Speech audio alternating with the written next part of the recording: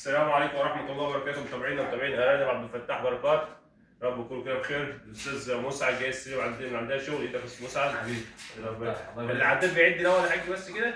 ايوه بيعد العداد عندك؟ تعالى بص كده. ثواني يا جماعة معلش تأكدوا من الكاميرا برضه. ايوه بعد فوق اهو. نعم ماشي؟ طبعا الاستاذ مسعد جاي من دمنهور. مسعد؟ من دمنهور جاي السلم 5 امهات وذكر. طبعا الراجل قال لي هات لي الحاجه، قلت له هنجيب لك الحاجه بس ايه من شويه. كنت بقول لك ايه؟ من شويه هنجيب لك الحاجه اعمل فيها ايه؟ افريس.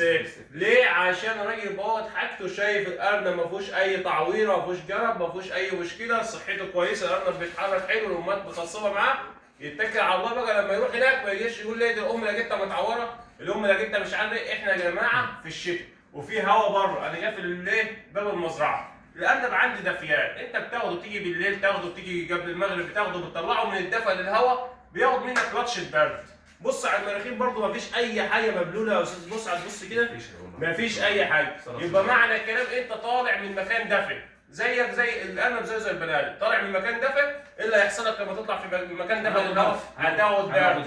يبقى ديت برضه لازم مين اللي يهتم بالحته دي؟ الراجل اللي جاي ياخد الحاجه، يا اما جايب حاجه متقفل عليها كويس، يا اما ما يطلعهاش في الهواء مباشر.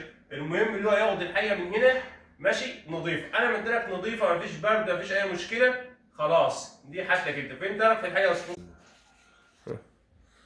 طبعا يا استاذ مسعد جاي يستلم الشغل اهوت، بسم الله ما شاء الله. دي حاجتنا، الحاجه كده كويسه معاك، صلاة النبي 100 100 عليه. نهتم يعني نقول للناس كلمه بقى عن الشغل اللي انت الله يبارك لك يا حاج فتاح، الله يبارك لك. حقيقة انت راجل اللي شفناها عن النت لقيناها موجوده على الطبق. الله يبارك لك يا اخي. دي شغلنا يا جماعه، اللي عايز اي حاجه احنا تحت امره، مفيش اي مشكله. امهات مخصبه 5 امهات بسم الله ما شاء الله مخصبين، والذكر معاهم اهو وفيهم الوان مختلفه.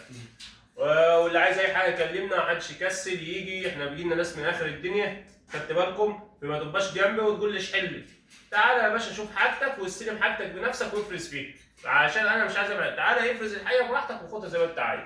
والسلام عليكم ورحمه الله وبركاته. في اي حاجه مش عايزك نغيرها بجد والله؟ في ارانب ثانيه انا منجم لك والله، كلك بصيت لك على الخصومه بتاعتهم انا من جد. حاجه اللي مش عاجبك انا غير لك.